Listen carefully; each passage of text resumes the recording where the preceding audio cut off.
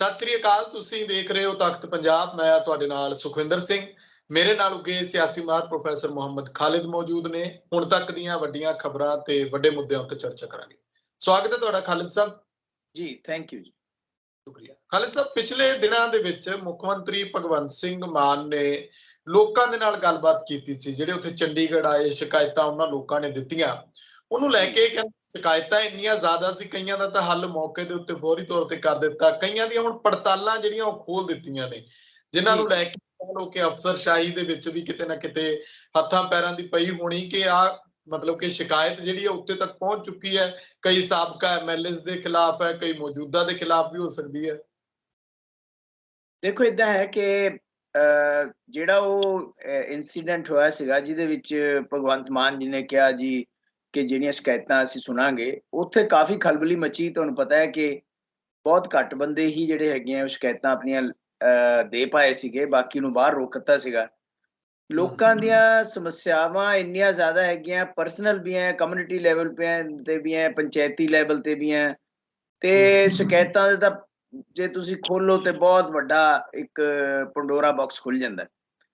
ਹੁਣ ਗੱਲ ਹੈਗੀ ਹੈ ਕਿ ਉਹਨਾਂ ਵਿੱਚੋਂ ਕੁਝ ਸ਼ਿਕਾਇਤਾਂ ਐਸੀਆਂ ਹੁੰਦੀਆਂ ਜਿਹੜੀਆਂ ਕਿ ਮਾਈਨਰ ਹੁੰਦੀਆਂ, ਥੋੜੀ ਬਹੁਤੀ ਇੰਟਰਵੈਂਸ਼ਨ ਦੇ ਨਾਲ ਹੀ ਹੱਲ ਹੋ ਜਾਂਦੀਆਂ। ਉਹ ਤਾਂ ਹੱਲ ਹੋ ਜਾਂਦੀਆਂ ਚਾਹੇ ਉਹ ਤਹਿਸੀਲ ਲੈਵਲ ਤੇ ਹੋਣ, ਚਾਹੇ ਉਹ ਥਾਣਾ ਲੈਵਲ ਤੇ ਹੋਣ, ਚਾਹੇ ਉਹ ਐਸਡੀਐਮ ਲੈਵਲ ਤੇ ਹੋਣ, ਉਹ ਕੋਈ ਖਾਸ ਉਹ ਨਹੀਂ ਹੈ। ਲੇਕਿਨ ਕਈ ਚੀਜ਼ਾਂ ਜਿਹੜੀਆਂ ਹੈਗੀਆਂ ਉਹਦੇ ਵਿੱਚ ਤੁਹਾਨੂੰ ਇਨਕੁਆਇਰੀਆਂ ਵਗੈਰਾ ਕਰਨੀਆਂ ਪੈਂਦੀਆਂ। ਲੇਕਿਨ ਅਗਰ ਜਿਵੇਂ ਤੁਸੀਂ ਕਹਿ ਰਹੇ ਹੋ ਕਿ ਕਈ ਐਮਐਲਏ, ਪੁਰਾਣੇ ਐਮਐਲਏ ਤੇ ਪੁਰਾਣੇ ਮੰਤਰੀ, ਉਹਨਾਂ ਦੇ ਖਿਲਾਫ ਉਹ ਸ਼ੁਰੂ ਹੋ ਗਿਆ, ਤਾਂ ਫਿਰ ਤਾਂ ਇੱਕ ਐਂਡਲੈਸ ਪ੍ਰੋਸੈਸ ਹੈ ਇਹ। ਉਹ ਕਦੇ ਨਾ ਖਤਮ ਹੋਣ ਵਾਲਾ ਹੈ, ਕਿਉਂਕਿ ਸਾਰੀ ਟਰਮ ਫਿਰ ਤਾਂ ਇਸੇ ਕੰਮ 'ਚ ਲੰਘ ਜਾਣੀ ਹੈ।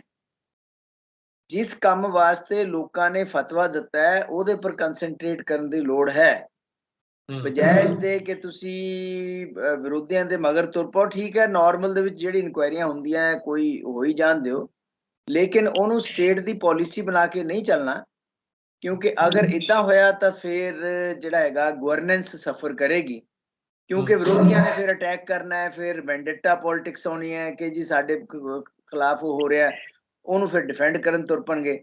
ਇਸ ਕਰਕੇ ਮੈਨੂੰ ਲੱਗਦਾ ਸੁਖਵਿੰਦਰ ਜੀ ਕਿ ਲੋਕਾਂ ਦੀਆਂ ਸਮੱਸਿਆਵਾਂ, ਜਿਵੇਂ ਕਿ ਹਰਿਆਣੇ ਦੇ ਵਿੱਚ ਉਹਨਾਂ ਨੇ ਕੀਤਾ ਜੀ, ਹਰ ਡਿਸਟ੍ਰਿਕਟ ਦੇ ਵਿੱਚ ਇੱਕ ਸੀਐਮ ਵਿੰਡੋ ਖੋਲ੍ਹਤੀ, ਤਾਂ ਇਸੇ ਤਰੀਕੇ ਦੇ ਨਾਲ ਬਜਾਏ ਇਸ ਦੇ, ਕਿਉਂਕਿ ਸੀਐਮ ਕੋਲ ਦੇਖੋ ਟਾਈਮ ਹੁੰਦਾ ਬਹੁਤ ਘੱਟ, ਉਹਦੇ ਵਿੱਚ ਤੁਸੀਂ ਕਦੀ ਕਦਾਈ ਇਹ ਕੰਮ ਕਰ ਸਕਦੇ ਹੋ। ਜੇ ਰੋਜ਼ ਕੰਮ ਕਰਨ ਲੱਗੇ ਤਾਂ ਸੈਕਟਰੀਏਟ ਦਾ ਕੰਮ ਤੇ ਪਾਰਟੀ ਦਾ ਕੰਮ, ਹੋਰ ਸਾਰਾ ਕੁਝ ਉਹ ਸਫਰ ਕਰੇਗਾ।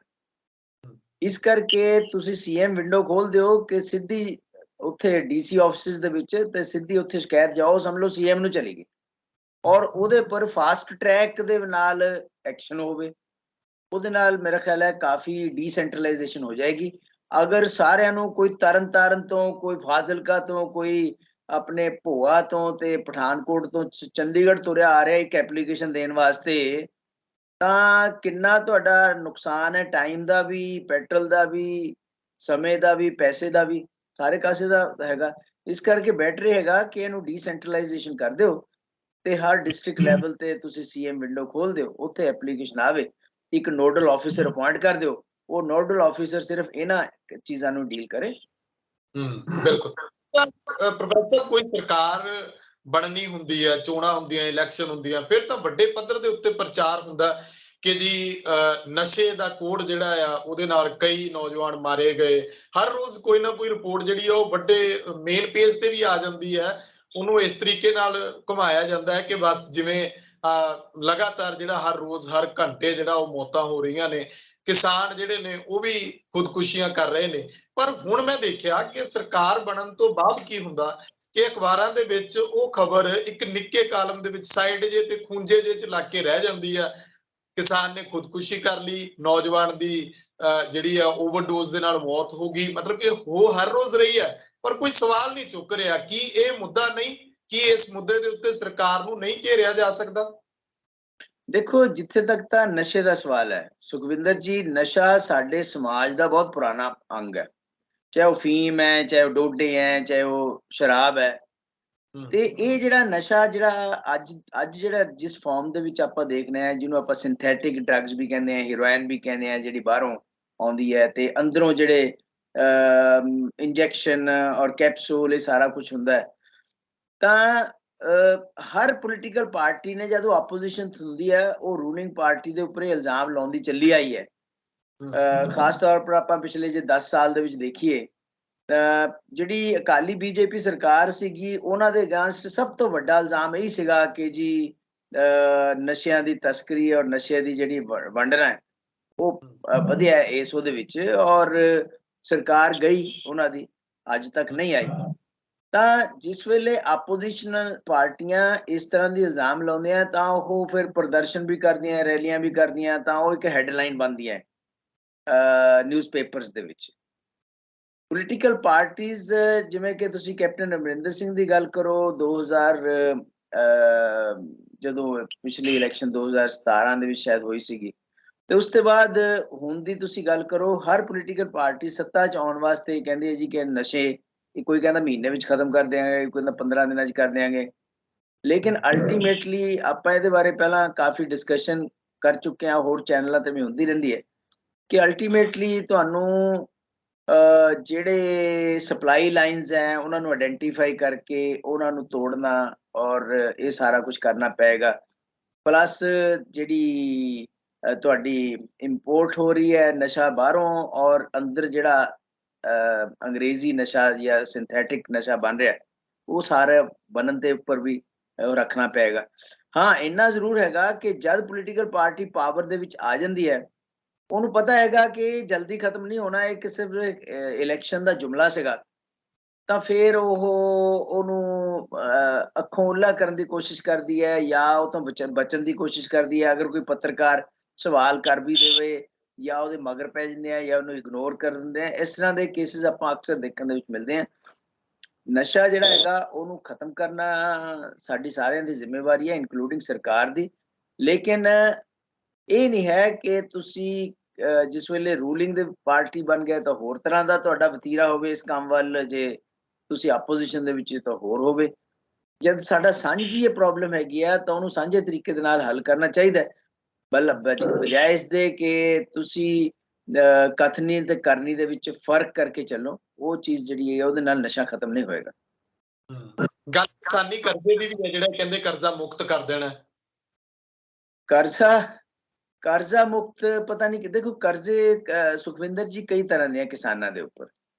ਇੱਕ ਤਾਂ ਕਿਸਾਨਾਂ ਦੇ ਉੱਪਰ ਕਰਜ਼ੇ ਹੈਗੇ ਆ ਜਿਹੜੇ ਕਿ ਆਪਾਂ ਕਹਿੰਦੇ ਆ ਕਿ ਖੇਤੀ ਲਾਹੇਵੰਦ ਨਹੀਂ ਹੈ, ਤੁਸੀਂ ਇਨਪੁਟਸ ਵਾਸਤੇ ਕਰਜ਼ੇ ਕੋਆਪਰੇਟਿਵ ਸੁਸਾਇਟੀਆਂ ਤੋਂ ਲੈਤੇ, ਬੈਂਕਾਂ ਤੋਂ ਲੈਤੇ, ਉਹ ਸਭ ਕਰਜ਼ੇ ਹੈਗੇ ਆ। ਦੂਸਰੇ ਜਿਹੜੇ ਕਰਜ਼ੇ ਆ ਸਾਡੇ, ਉਹ ਹੈ ਸਾਡਾ ਰੂਰਲ ਆਮਦਨੀ ਜ਼ਿਆਦਾ ਜਿਹੜੀ ਹੈਗੀ ਹੈ ਘੱਟ ਹੈ ਤੇ ਰੂਰਲ ਐਕਸਪੈਂਡੀਚਰ ਜ਼ਿਆਦਾ। ਇਹਦੇ ਬਾਰੇ ਕਾਫੀ ਸਟੱਡੀਜ਼ ਹੋ ਚੁੱਕੀਆਂ।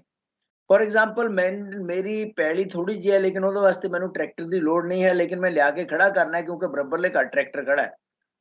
ਮੇਰੇ ਬੱਚੇ ਨੂੰ ਮੈਂ ਅਗਰ 30,000 ਦਾ ਸਕੂਟਰ ਦੇਣ ਜੋਗਾ ਹੈਗਾ ਤਾਂ ਮੈਂ 40,000 ਦਾ, ਤਾਂ ਮੈਂ 1 ਲੱਖ ਦਾ ਜਾਂ 1.25 ਲੱਖ ਦਾ ਮੋਟਰਸਾਈਕਲ ਜਿਹੜਾ ਹੈਗਾ ਐਨਫੀਲਡ ਜ਼ਰੂਰ ਲੈ ਕੇ ਦੇਣਾ, ਕਿਉਂਕਿ ਨਾਲ ਦੇ ਨੇ ਦਿੱਤਾ ਹੈ।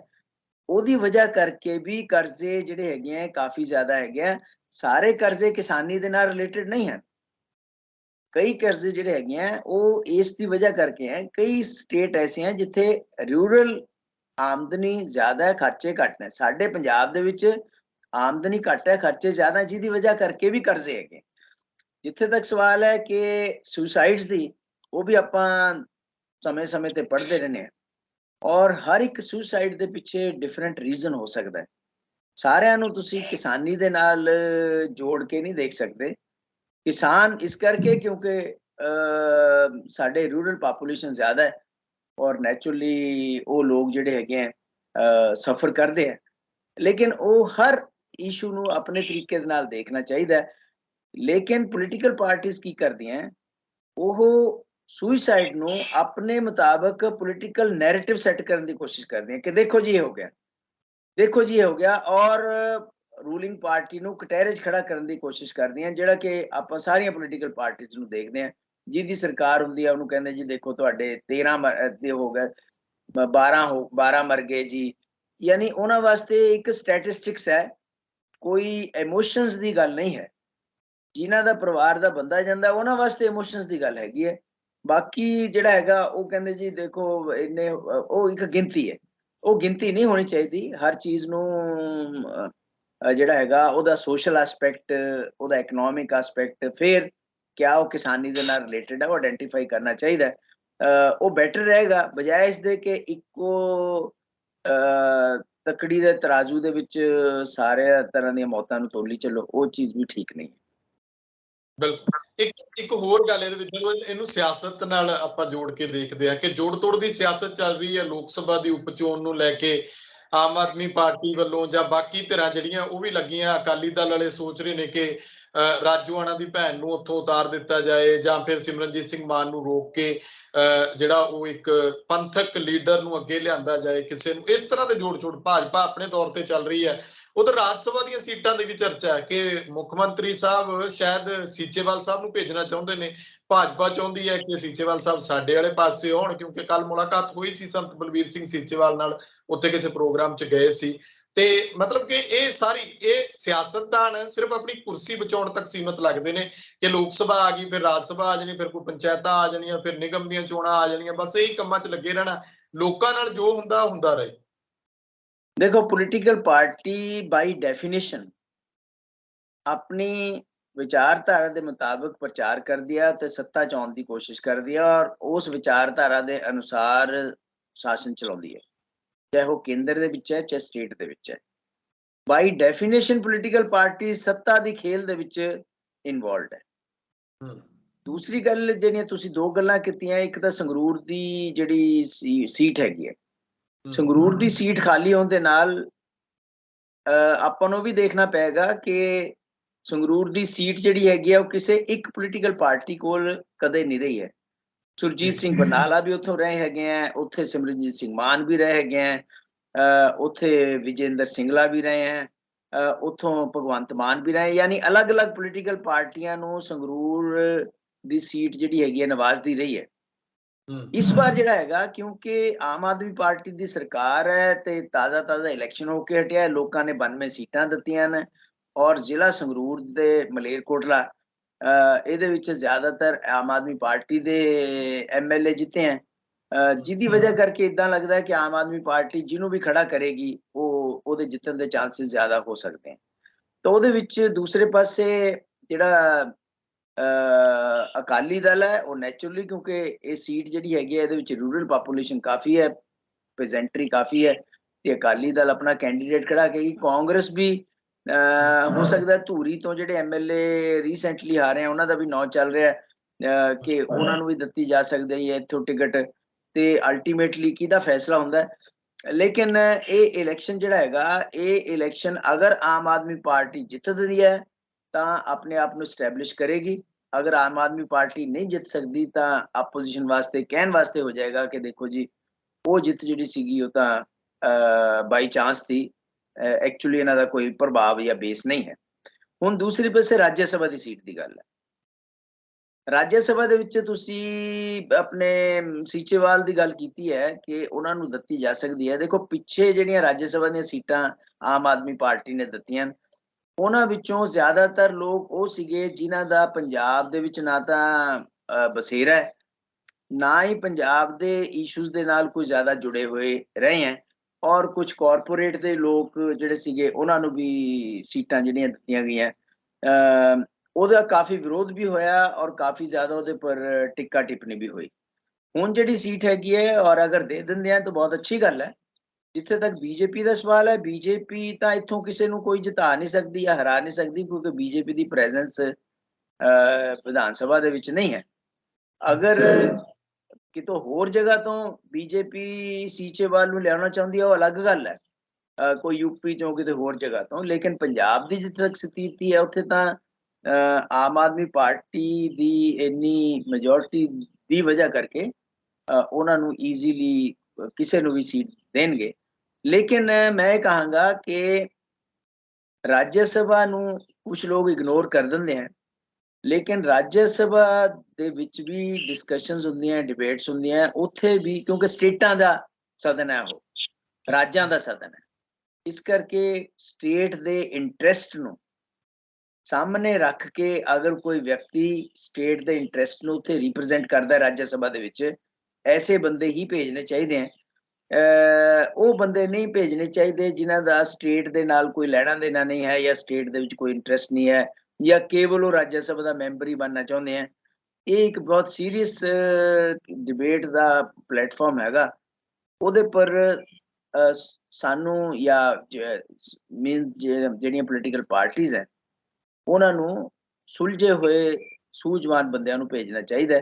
ਇਹਨੂੰ ਹਾਊਸ ਆਫ ਐਲਡਰਸ ਵੀ ਕਹਿੰਦੇ ਆ ਰਾਜ ਸਭਾ ਨੂੰ, ਹਾਊਸ ਆਫ ਐਲਡਰਸ ਵੀ ਕਹਿੰਦੇ ਆ, ਅਪਰ ਹਾਊਸ ਵੀ ਕਹਿੰਦੇ ਆ, ਜਿੱਥੇ ਇਹ ਐਕਸਪੈਕਟ ਕੀਤਾ ਜਾਂਦਾ ਹੈ ਕਿ ਜ਼ਿਆਦਾ ਸੀਨੀਅਰ, ਜ਼ਿਆਦਾ ਪ੍ਰਤਿਭਾਵਾਨ ਲੋਕ ਜਿਹੜੇ ਹੈਗੇ ਆ ਉਹ ਇੱਥੇ ਜਾਣ ਤਾਂ ਕਿ ਡਿਬੇਟ ਨੂੰ ਰਿਚ ਕਰ ਸਕਣ, ਉਹਦੇ 'ਚ ਯੋਗਦਾਨ ਪਾ ਸਕਣ। ਉਹਦੇ ਮੁਤਾਬਕ ਹੀ ਬੰਦੇ ਭੇਜਣੇ ਚਾਹੀਦੇ ਜੀ। ਉਧਰ ਅਕਾਲੀ ਜਿਹੜਾ ਪ੍ਰੋਫੈਸਰ ਸਾਹਿਬ ਕਾਫੀ ਤਰਲੋ ਮੱਛੀ ਹੋ ਰਿਹਾ ਹੈ ਕਿ ਕਿਸੇ ਨਾ ਕਿਸੇ ਢੰਗ ਦੇ ਨਾਲ ਕੋਈ ਇੱਕ ਅੱਧੀ ਸੀਟ ਅਗਲੀਆਂ ਚੋਣਾਂ ਦੇ ਵਿੱਚ ਆਪਣੀ ਸਿਆਸਤ ਨੂੰ ਬਚਾਇਆ ਜਾਏ, ਜਾਂ ਬਾਦਲ ਪਰਿਵਾਰ ਜਿਸ ਤਰੀਕੇ ਨਾਲ ਲੱਗਿਆ, ਸਬ ਕਮੇਟੀ ਨੇ ਸਿਫਾਰਿਸ਼ ਕਰਤੀ ਕਿ ਤਬਦੀਲੀ ਕਰ ਦਿਓ ਲੀਡਰਸ਼ਿਪ ਦੇ ਵਿੱਚ, ਤੇ ਤਬਦੀਲੀ ਤਾਂ ਸਿਰਫ ਇਹੀ ਨਜ਼ਰ ਆਉਂਦੀ ਹੈ ਕਿ ਬਾਦਲ ਸਾਹਿਬ ਨੂੰ ਸਾਈਡ ਤੇ ਕਰਕੇ ਕਿਸੇ ਹੋਰ ਨੂੰ ਕਮਾਨ ਸੌਂਪੀ ਜਾਵੇ। ਦੇਖੋ ਇਦਾਂ ਹੈ ਕਿ ਜਿਹੜੀ ਅਕਾਲੀ ਦਲ ਦੀ ਪ੍ਰੈਜ਼ੈਂਟ ਲੀਡਰਸ਼ਿਪ ਹੈ, ਉਹਦੇ ਵਿੱਚ ਸਰਦਾਰ ਸੁਖਬੀਰ ਸਿੰਘ ਬਾਦਲ ਹੈ ਜਾਂ ਸਰਦਾਰ ਪ੍ਰਕਾਸ਼ ਸਿੰਘ ਬਾਦਲ ਹੈ। ਸਰਦਾਰ ਪ੍ਰਕਾਸ਼ ਸਿੰਘ ਬਾਦਲ ਪਿਛਲੇ ਕਾਫੀ ਸਮੇਂ ਤੋਂ ਉਨੇ ਜ਼ਿਆਦਾ ਐਕਟਿਵ ਨਹੀਂ ਹਨ। ਨੈਚੁਰਲੀ ਉਹਨਾਂ ਦੀ ਉਮਰ ਵੀ ਹੈ, ਸਿਹਤ ਵੀ ਹੈ, ਉਹ ਸਾਰਾ ਕੁਝ ਹੈਗਾ। ਲੇਕਿਨ ਤੁਸੀਂ ਉੱਪਰੋਂ ਥੱਲੀ ਦੋ ਇਲੈਕਸ਼ਨ ਬੁਰੀ ਤਰ੍ਹਾਂ ਹਾਰ ਜਾਓ, ਪਿਛਲਾ ਵਿਧਾਨ ਸਭਾ ਦਾ ਇਲੈਕਸ਼ਨ, ਉਸ ਤੋਂ ਬਾਅਦ ਇਸ ਵਾਲਾ ਵਿਧਾਨ ਸਭਾ ਦਾ ਇਲੈਕਸ਼ਨ, ਤਾਂ ਨੈਚੁਰਲੀ ਪਾਰਟੀ ਦਾ ਕੇਡਰ ਜਿਹੜਾ ਹੈਗਾ ਉਹ ਨਿਰਾਸ਼ ਹੋਏਗਾ। ਪਾਰਟੀ ਦਾ ਕੇਡਰ ਲੀਡਰਸ਼ਿਪ ਦੇ ਉੱਪਰ ਕੁਐਸਚਨ ਕਰੇਗਾ। ਹੁਣ ਜੇ ਪਾਰਟੀ ਦੀ ਕਿਸੇ ਕਮੇਟੀ ਨੇ ਜਾਂ ਸਬ ਕਮੇਟੀ ਨੇ ਜਾਂ ਉੱਥੇ ਪੋਲੀਟੀਕਲੀ ਇਹ ਮਹਿਸੂਸ ਕੀਤਾ ਜਾ ਰਿਹਾ ਕਿ ਲੀਡਰਸ਼ਿਪ ਚੇਂਜ ਕਰ ਦਿਓ ਜਾਂ ਲੀਡਰਸ਼ਿਪ ਹਟਾ ਦਿਓ, ਤਾਂ ਨੈਚੁਰਲੀ ਸੁਖਬੀਰ ਸਿੰਘ ਬਾਦਲ ਦੀ ਲੀਡਰਸ਼ਿਪ ਹਟੇ। ਅਗਰ ਉਹ ਲੀਡਰਸ਼ਿਪ ਹਟ ਜਾਂਦੀ ਹੈ ਤਾਂ ਉਸ ਤੋਂ ਬਾਅਦ ਕੌਣ ਅੱਗੇ ਆਏਗਾ? ਸੈਕਿੰਡ ਮਤਲਬ ਹੈ ਲਾਈਨ ਆਫ ਕਮਾਂਡ ਦੇ ਵਿੱਚ ਕੌਣ ਹੈਗੇ ਹੈ ਜਿਨ੍ਹਾਂ ਨੂੰ ਲੀਡਰਸ਼ਿਪ ਸੌਂਪੀ ਜਾ ਸਕਦੀ ਹੈ। ਕਿਆ ਸਰਦਾਰ ਸੁਖਬੀਰ ਸਿੰਘ ਬਾਦਲ ਇਸ ਚੀਜ਼ ਵਾਸਤੇ ਐਗਰੀ ਕਰ ਜਾਣਗੇ ਕਿ ਵੀ ਮੈਂ ਸਾਈਡ ਲਾਈਨ ਤੇ ਹੁੰਨਾ ਤੇ ਪਾਰਟੀ ਨੂੰ ਬਚਾ ਲਓ, ਅਗਰ ਮੇਰੇ ਪਾਸੇ ਹੋਣ ਨਾਲ ਬਚਦੀ ਹੈ? ਇਹ ਤਾਂ ਪਤਾ ਲੱਗੇਗਾ ਜਿਸ ਵੇਲੇ ਡਿਸੀਜਨ ਮੇਕਿੰਗ ਹੁੰਦੀ ਹੈ। ਲੇਕਿਨ ਮੈਨੂੰ ਲੱਗਦਾ ਨਹੀਂ ਹੈ ਕਿ ਆਸਾਨੀ ਨਾਲ ਇਹ ਕੰਮ ਜਿਹੜਾ ਹੈਗਾ ਸਿਰੇ ਚੜ ਸਕਦਾ ਕਿ ਲੀਡਰਸ਼ਿਪ ਜਿਹੜੀ ਹੈਗੀ ਹੈ ਉਹਨੂੰ ਬਦਲ ਦਿੱਤਾ ਜਾਵੇ ਜਾਂ ਚੇਂਜ ਕਰ ਦਿੱਤਾ ਜਾਵੇ। ਉਹ ਬੜਾ ਮੁਸ਼ਕਿਲ ਹੈ। ਇਹ ਇਲਜ਼ਾਮ ਲੱਗਦਾ ਹੀ ਹੈ ਪਿਛਲੇ ਕਈ ਸਾਲਾਂ ਤੋਂ ਕਿ ਪਰਿਵਾਰਵਾਦ ਹੈ, ਇੱਥੇ ਇੱਕ ਪਰਿਵਾਰ ਜਿਹੜਾ ਹੈਗਾ ਉਹੀ ਸਾਲਾ ਰੂਲਿੰਗ ਕਰ ਰਿਹਾ ਹੈ। ਜਿਹੜੀ ਅਕਾਲੀ ਦਲ ਦੀ ਅਸਲ ਜਿਹੜਾ ਬੀਜ ਥਾ ਜਿਹਦੇ ਉੱਪਰ ਅਕਾਲੀ ਦਲ ਖੜਾ ਹੈ ਉਹ ਖਤਮ ਹੋ ਚੁੱਕਿਆ ਹੈ, ਚਾਹੇ ਉਹ ਪੰਥਕ ਯੂਨਿਟੀ ਦੀ ਗੱਲ ਹੋਵੇ, ਚਾਹੇ ਉਹ ਫੈਡਰਲ ਸਟਰਕਚਰ ਦੀ ਗੱਲ ਹੋਵੇ। ਉਹ ਸਭ ਚੀਜ਼ਾਂ ਤੋਂ ਅਕਾਲੀ ਦਲ ਬਹੁਤ ਦੂਰ ਜਾ ਚੁੱਕਿਆ ਹੈ। ਅਕਾਲੀ ਦਲ ਉਹਨਾਂ ਮੁੱਦਿਆਂ ਨੂੰ ਦੁਬਾਰਾ ਪੁਨਰਜੀਵਿਤ ਕਰਕੇ ਉਹਨਾਂ ਦੇ ਉੱਪਰ ਖੜਾ ਹੋ ਕੇ ਔਰ ਲੀਡਰਸ਼ਿਪ ਨੂੰ ਸਹੀ ਸੇਧ ਦੇ ਕੇ ਰਿਵਾਈਵ ਹੋ ਸਕਦੀ ਹੈ। ਰੀਜਨਲ ਪੋਲੀਟੀਕਲ ਪਾਰਟੀ ਹੈ, ਸਟਰੋਂਗ ਤੇ ਬਹੁਤ ਪੁਰਾਣੀ, ਬਲਕਿ ਸਭ ਤੋਂ ਪੁਰਾਣੀ ਰੀਜਨਲ ਪੋਲੀਟੀਕਲ ਪਾਰਟੀ ਹੈ। ਲੇਕਿਨ ਉਹਦੇ ਵਿੱਚੋਂ ਇਹ ਪਰਿਵਾਰਵਾਦ ਵਾਲਾ ਜਿਹੜਾ ਹੈਗਾ ਇਹ ਲੋਕਾਂ ਦੇ ਦਿਮਾਗ ਦੇ ਵਿੱਚੋਂ ਕੱਢਣਾ ਪਏਗਾ। ਔਰ ਜਿਹੜੀਆਂ ਪਿੱਛੇ ਕੁਝ ਲੋਕਾਂ ਦੇ ਨੀਹਾਂ ਦੇ ਵਿੱਚ ਕੁਝ ਗਲਤੀਆਂ ਹੋਈਆਂ, ਚਾਹੇ ਉਹ ਬੇਅਦਬੀ ਦਾ ਮੁੱਦਾ ਹੋਵੇ, ਬਰਗਾੜੀ ਕਾਂਡ ਹੋਵੇ, ਹੋਰ ਸਾਰਾ ਕੁਝ ਜਿੱਥੇ ਐਸੋਸੀਏਟ, ਉਹਦੇ ਬਾਰੇ ਬਿਲਕੁਲ ਕਲੀਅਰ ਹੋਣਾ ਚਾਹੀਦਾ। ਜਦ ਤੱਕ ਲੋਕ ਇਸ ਚੀਜ਼ ਤੇ ਕਨਵਿੰਸ ਨਹੀਂ ਕਰਦੇ, ਲੋਕਾਂ ਨੂੰ ਇਹ ਹੈਗਾ ਕਿ ਪਰਿਵਾਰਵਾਦ ਹੈ, ਪੈਸਾ ਬਣਾਇਆ ਗਿਆ, ਇਸ ਤਰ੍ਹਾਂ ਦੀਆਂ ਚੀਜ਼ਾਂ ਜਿਹੜੀਆਂ ਹੈਗੀਆਂ ਦਿਮਾਗ ਦੇ ਵਿੱਚ ਘਰ ਕਰ ਚੁੱਕੇ ਆ।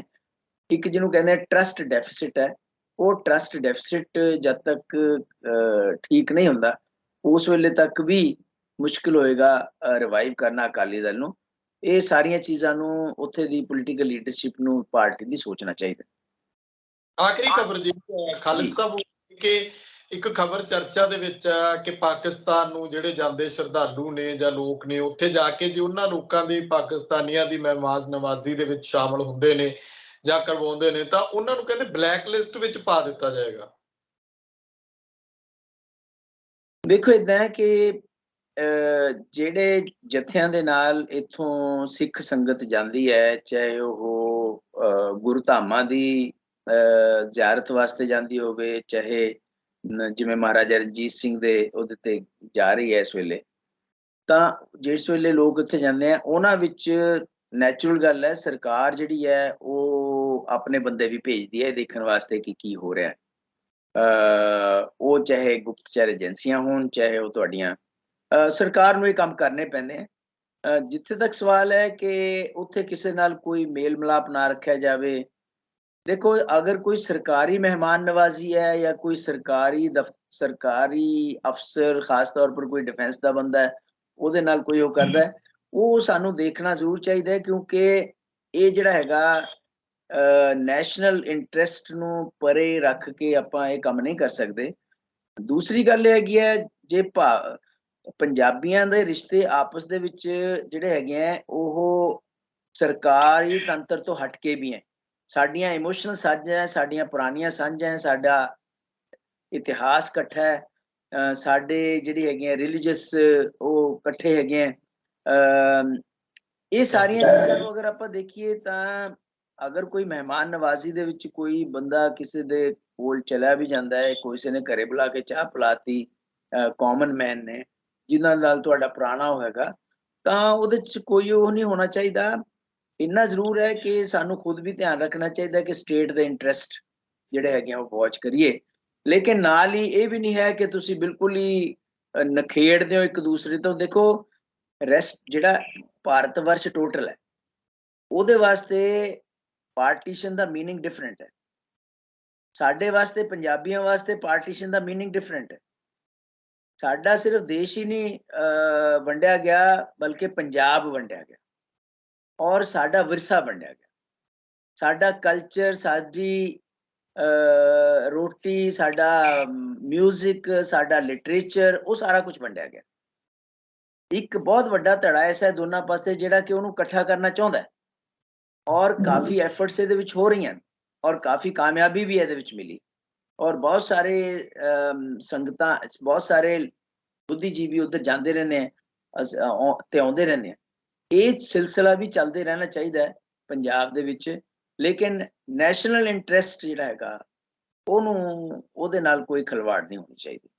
ਬਾਕੀ ਜਿਹੜਾ ਤੁਸੀਂ ਇਹ ਲੈਟਰ ਲਿਖ ਕੇ ਕਿਹਾ, ਇਹ ਲੈਟਰ ਮੈਨੂੰ ਪਤਾ ਲੱਗਿਆ ਕਿ ਜਿਸ ਵੇਲੇ ਵੀ ਕੋਈ ਜੱਥੇ ਜਾਂਦੇ ਆ, ਇੱਕ ਰੂਟੀਨ ਦੇ ਵਿੱਚ ਇਹ ਲੈਟਰ ਹਮੇਸ਼ਾ ਹੀ ਸੈਂਟਰ ਗਵਰਨਮੈਂਟ ਵੱਲੋਂ ਭੇਜਿਆ ਜਾਂਦਾ ਹੈ। ਉਸੇ ਪ੍ਰਕਿਰਿਆ ਦਾ ਹਿੱਸਾ ਜਿਹੜਾ ਹੈਗਾ ਇਹ ਲੈਟਰ ਹੈ। ਇਹ ਨਹੀਂ ਹੈ ਕੋਈ ਇਹਦੇ ਵਿੱਚ ਕੋਈ ਸਪੈਸ਼ਲ ਸੈਂਟਰ ਗਵਰਨਮੈਂਟ ਨੂੰ ਇਸ ਚੀਜ਼ ਦਾ ਧਿਆਨ ਰੱਖਣਾ ਪੈਂਦਾ, ਕਿਉਂਕਿ ਸੋਵਰਨਟੀ, ਪ੍ਰਭੂ ਸੱਤਾ ਦੇ ਅਗੇਂਸਟ ਕੋਈ ਵੀ ਚੀਜ਼ ਨਹੀਂ ਕੀਤੀ ਜਾ ਸਕਦੀ। ਸ਼ੁਕਰੀਆ ਖਾਲਿਦ ਸਾਹਿਬ, ਧੰਨਵਾਦ ਤੁਹਾਡਾ ਜੀ, ਮਿਹਰਬਾਨੀ। ਸੋ ਮੇਰੇ ਨਾਲ ਮੌਜੂਦ ਸਨ ਉਗੇ ਸਿਆਸੀ ਮਾਹਰ ਪ੍ਰੋਫੈਸਰ ਮੁਹੰਮਦ ਖਾਲਿਦ। ਇੱਕ ਗੱਲ ਤਾਂ ਸਾਫ਼ ਹੈ ਕਿ ਜੇ ਭਾਵੇਂ ਹਰ ਵਾਰ ਮਤਲਬ ਕਿ ਬਲੈਕ ਲਿਸਟ ਬਾਰੇ ਕਿਹਾ ਜਾਂਦਾ ਹੈ, ਸਤਰਕ ਤਾਂ ਰਹਿਣਾ ਪੈਂਦਾ ਮੁਲਕਾਂ ਨੂੰ, ਕਿਉਂਕਿ ਪਾਕਿਸਤਾਨ ਤੇ ਭਾਰਤ ਦੇ ਸੰਬੰਧ ਵਿੱਚ ਇਹੋ ਜਿਹੇ ਨੇ, ਉਹਨੂੰ ਲੈ ਕੇ ਕਿਤੇ ਨਾ ਕਿਤੇ ਸ਼ੰਕੇ ਜਿਹੜੇ ਨੇ ਬਣੇ ਰਹਿੰਦੇ ਨੇ। ਜੰਮੂ ਕਸ਼ਮੀਰ ਦੇ ਵਿੱਚ ਹਾਲਾਤ ਜਿਸ ਤਰ੍ਹਾਂ ਦੇ ਨੇ ਉਹ ਤੁਹਾਡੇ ਸਾਡੇ ਸਭ ਦੇ ਸਾਹਮਣੇ ਨੇ। ਤੁਸੀਂ ਆਪਣੇ ਵਿਚਾਰ ਕਮੈਂਟ ਜ਼ਰੂਰ ਕਰਿਓ। ਤਖਤ ਪੰਜਾਬ ਨੂੰ ਸਬਸਕ੍ਰਾਈਬ ਕਰੋ। ਮੈਨੂੰ ਇਜਾਜ਼ਤ ਦਿਓ। ਧੰਨਵਾਦ।